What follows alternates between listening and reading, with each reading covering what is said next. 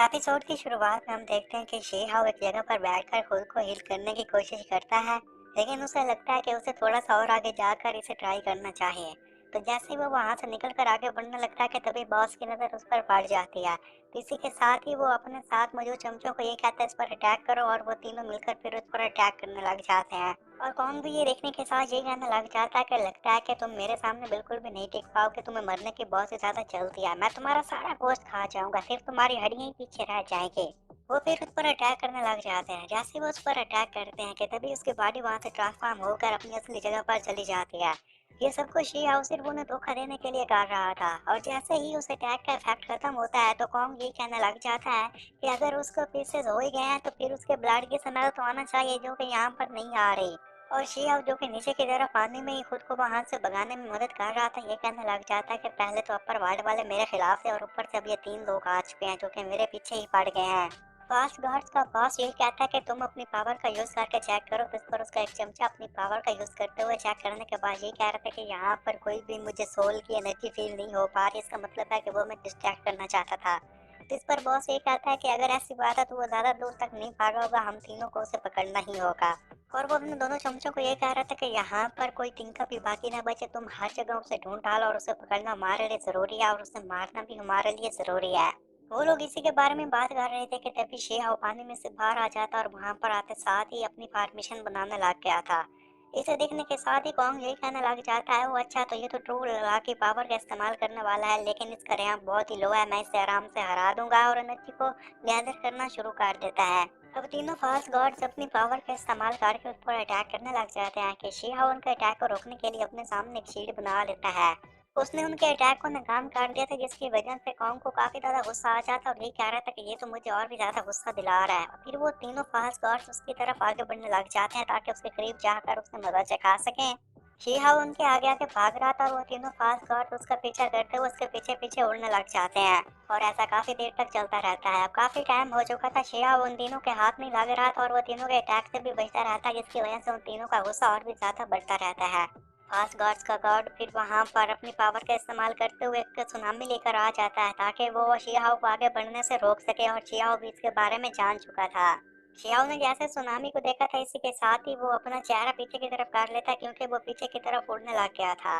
उसे देखने के साथ फास्ट गार्ड यही कहने लग जाते हैं कि लगता है कि ये मरने के लिए हमारे पास आ रहा है, लेकिन शी-हाओ उन्हें क्रॉस करता हुआ आगे गुजर जाता है, जिसे देखकर वो हैरान हो जाते हैं और फिर वो उसका पीछा करने लग जाते हैं। अब इस बात को भी काफी टाइम हो गया था, अभी तक शी-हाओ उन तीनों के हाथ नहीं आया था, वो तीनों अभी तक ही शी-हाओ का पीछा कर रहे थे।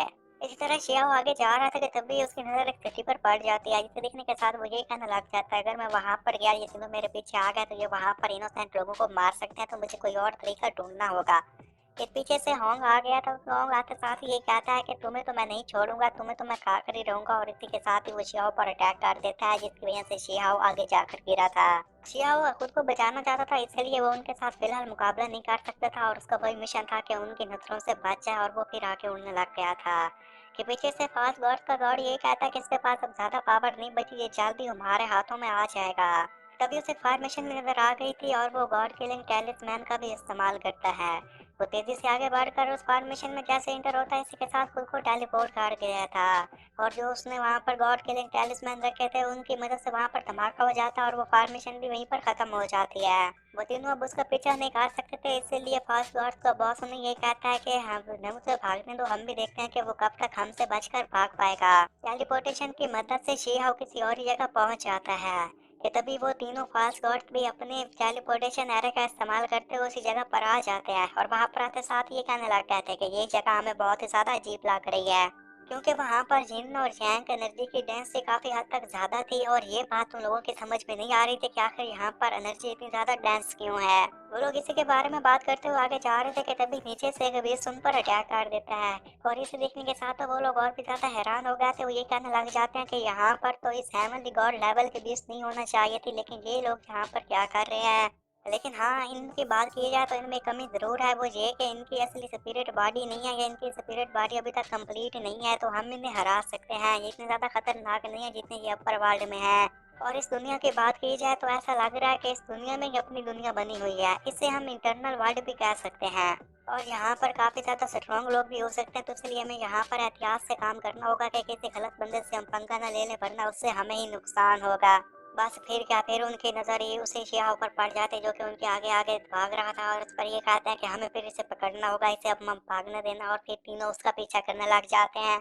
फिर वहाँ पर उन्हें पत्थरों जैसी चीज नजर आती है। इसी के साथ ही शिया वहाँ पर जाकर रुक गया था, और वो तीनों भी उसका पीछा करते हुए वहीं पर जाकर खड़े हो जाते हैं। और गॉड वर्सेस का ये कहने लग जाता है कि मेरी बात सुनो, क्या तुम अब नहीं भागोगे? क्या तुम्हें डर लग रहा है? क्या तुम्हें पता है कि अब तुम हमसे नहीं बच सकते? अब तुम्हें हमें कौन सा बचाएगा? तीनों फास्ट गॉड्स अब काफी ज्यादा खुश नजर आ रहे थे, क्योंकि उन्हें पता था कि शिया उनके सामने खड़ा हुआ है और वो उसे आराम से मार सकते हैं। सिर्फ इतनी नहीं, बल्कि वहां पर काफी ज्यादा ड्रेयर भी थे, और वो ड्रेयर को भी हासिल कर सकते हैं। और इतने कहते साथ ही फिर वो शिहाब पर अटैक कर देते हैं, जिसकी वजह से शिहाब पीछे जाकर पत्थर में लगता है। और वो खुश होते हुए उन तीनों को ये कहने लग गया था कि तुम लोगों ने बिल्कुल सही समझा, मैं तुम्हें यहाँ पर फंसाने के लिए लेकर आ गया था। फिर वो वहां से भागने की कोशिश करता है, लेकिन वो तीनों ही अपनी पावर का यूज करके उसे नहीं भागने देते। अब शियाओ तो वहां पर फंस ही चुका था कि फिर वो तीनों ये कहते हैं कि ये जो यहाँ पर पत्थर पर एनर्जी मौजूद है, हमें इसे हासिल करना होगा। वो जैसे उसे हासिल करने के लिए जाते हैं तो देख पा रहे थे कि वो वहां पर मूव कर पा रही थी। वो वहां पर अपनी पावर का यूज करने लग गया था कि ये देखने के साथ ही शिया खुद को वहां से खुद को बचाने में कामयाब हो जाता है। वो तीनों फास्ट गॉड भी वहां से भागने लग गए थे कि तभी एक से हैंड बड़ा सा उनका पीछा करने लग जाता और उन्हें पकड़ने लग गया था, और वो तीनों से बचने के लिए आगे आगे भागने लग गए थे। अब उन तीनों के लिए उस अटैक से बच पाना काफी ज्यादा मुश्किल हो रहा था। तो इसी के साथ ही उन फास्ट गॉड्स का बॉस वहां पर फर्नेस को ओपन कर देता और ये कहता कि हमें जल्द से जल्द इस फर्नेस में जाना होगा। और वो तीनों उस अटैक से बचते हुए फुर्ती दिखाते हुए उस फर्नेस में इंटर हो जाते हैं। कि दूसरी तरफ हम देखते हैं कि शी हाउ अब अपने बॉक्स में पहुंच चुका था। वहां पर पहुंचते साथ ही वो वहां पर खुद को हील करने लग जाता है, और यही बताने लग गया था कि उन तीनों की बात की जाए तो वो डिवाइन रेम से यहाँ पर आए हैं, और मुझे नहीं पता कि वो कितने ज्यादा खतरनाक है और कब तक मेरा पीछा करते रहेंगे। तब तक मुझे यहाँ पर छुपकर रहना होगा। जबकि वो तीनों जिस फर्नेस में पहुंच चुके थे, वो फर्नेस अब आगे आगे उड़ने लग जाता है ताकि उस हैंड से खुद को बचा सके, और इसी के साथ ही फिर वो उसकी डोमेन से बाहर आ गए थे। फर्नेस जाकर एक पत्थर में लगा था, जिसकी वजह से उन तीनों की हालत थोड़ी बहुत सी खराब हो जाती है। फिर हांग अपने बॉस को ये कहता है कि हमें यहाँ से बचने की कोशिश करनी होगी, वरना हम तीनों यहीं पर मारे जा सकते हैं। इस पर उनका बॉस अपनी पावर का यूज करते हुए फिर फर्नेस को उड़ाने में कामयाब हो गया था, ताकि जल्द से जल्द उस जाम से बाहर जा सके। कि तभी वही स्केलेटन हैंड उनका पीछा करते हुए उनके करीब पहुंच जाता है। अब वो फर्नेस उस हैंड में आ चुका था, और बॉस ये सब कुछ देखने के बाद अपने दोनों चमचों को यही बताने लग गया था कि अब हमारी लिमिट खत्म हो चुकी है, और यहाँ से आगे तेजी से बढ़ पाना हमारे लिए मुश्किल होगा। अब उनके पास आखिरी चांस बचा था। इसी चांस में उन तीनों ने अपनी पावर का इकट्ठे यूज करना था, और वो तीनों जैसे ही अपनी इकट्ठे पावर का यूज करते हैं, इसी के साथ वो फर्नेस डिस्ट्रॉय हो जाता है। तो उन्हें वहां से बच पाने का टाइम तो मिल गया था, लेकिन एनर्जी खत्म होने की वजह से वो तीनों काफी ज्यादा वीक पड़ जाते हैं। कि तभी वही स्केलेटन फिर उनके काफी ज्यादा करीब आ जाता है, और फिर वो उन्हें सवालों करना शुरू कर देता है, जिससे वो तीनों बड़ी मुश्किल से खुद को बचाने की कोशिश करने लग गए थे। क्योंकि वो स्केलेटन उनकी सोच को अवतार करना शुरू कर चुका था, और इसलिए उनको काफी ज्यादा तकलीफ भी हो रही थी, और इससे बचना उनके लिए काफी ज्यादा मुश्किल होता जा रहा था। कि तभी पीछे से एक पोर्टल ओपन हो जाता है, जिसकी वजह से वो उनकी मजीद एनर्जी को खींचना बंद कर देते हैं, और उनका सारा फोकस अब पीछे वाले पोर्टल पर हो जाता है, जहाँ पर उनकी नजर एक बॉक्स पर पड़ गई थी, और इसी बॉक्स के अंदर शिहाव था। अब वो दोनों स्केलेटन वहां पर उस बॉक्स के काफी ज्यादा करीब पहुंच गए थे कि वहां पर शिहाव उनको आराम से देख पा रहा था। तो उसके पास जो मैप था, वो उसी मैप का यूज करके अब वहां से निकलने की कोशिश करने लग गया था, क्योंकि अब उसके पास और कोई चांस नहीं बचा था। अब जैसे ही उसने मैप को जोड़ा था, जो उसमें से एनर्जी बाहर निकली थी, उस एनर्जी को देखने के साथ ही दोनों स्केलेटन काफी ज्यादा घबरा जाते हैं, और वो पीछे हट गए थे। शियाओ के पास अब उस बॉक्स से बाहर निकलने का मौका था, तो इसी के साथ ही वो पावर का यूज करते हुए उस बॉक्स से बाहर आ जाता है। फिर शियाओ की नजर उन तीनों फास्ट गार्ड पर पड़ जाती है, तो वो आगे बढ़कर उनके बॉस के पास जाकर ये कहने लग जाता है कि अगर यहाँ पर एक ट्रू गार्ड होता, वो पूरी नेशन को डिस्ट्रॉय कर सकता, उसके पास इतनी पावर होती है, लेकिन तुम तीनों काफी ज्यादा वीक पड़ चुके हो। लेकिन तुम मेरे सामने चींटियों की तरह हो, तुम में तो इतनी पावर ही नहीं है कि तुम मेरा मुकाबला कर सको। मैं जानता हूँ कि ब्लड सैक्रिफिकेशन की वजह से यहाँ पर 7 गॉड्स को भेज दिया गया था, ताकि वो यहाँ पर आकर मुझे मार सकें।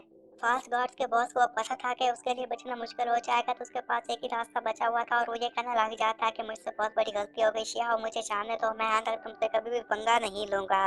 लेकिन शिहाओ को फिलहाल इन बातों से कोई मतलब नहीं था। वो उसे ये कहने लग जाता है कि जब तुमने ब्लड सैक्रिफिकेशन की ट्रांसफॉर्मेशन बनाई थी, तुम मुझे बताओ कि तुमने कितने लोगों को उसके लिए सैक्रिफाइस किया था। और अगर तुम्हें सब के लिए माफी चाहिए तो तुम उनके पास जाओ जिन लोगों को तुमने मारा, और उन पर पास जाकर उनसे माफी मांग लेना। हो सकता है कि वो तुम्हें माफ कर दें। और इतना कहते साथ ही फिर वो अपनी पावर का यूज करते हुए उन तीनों को वहीं पर मार देता है। उन्हें मारने के साथ फिर शियाओ ये कहने लग गया था कि ये 3 मैंने मारे हैं, अभी तो 4 और भी बाकी हैं। और उनका जो फर्नेस जिसकी मदद से वो यहाँ पर पहुंचे थे उसे भी कैप्चर कर लेता है। फिर वो अपनी पावर का यूज करते हुए किसी और जगह पर पहुंच जाता है। वहां पर जाते साथ ये कहता है कि लगता है कि यहाँ पर मेरे आने से पहले ही बैटल हो चुकी है। कि उसी के साथ उसकी नजर एक चीज पर पड़ते ही उसे देखने के साथ वो भागा भागा उसके पास जाता है। ये कहता है कि लिटिल रेड, क्या तुम ठीक हो? लेकिन बाद में उसे पता चलता है कि ये तो लिटिल रेड का एक पार्ट था। और इसी के साथ वहां पर उसे एक हेयर बाल भी नजर आता है। वो जल्दी से उसके पास जाता है और उस हेयर बाल को देखने के साथ यही कहने लग गया था कि नहीं, ऐसा नहीं हो सकता। और उसी के साथ वो सैड भी हो गया था। कि तभी साइड बार से एक लड़की आती है जो कि उसे यही कहती है कि तुमने क्या कहा, क्या पॉसिबल नहीं हो सकता। तो इसी के साथ वो पावर का एक्टिवेट करके उस पर अटैक करने के लिए रेडी हो जाता है।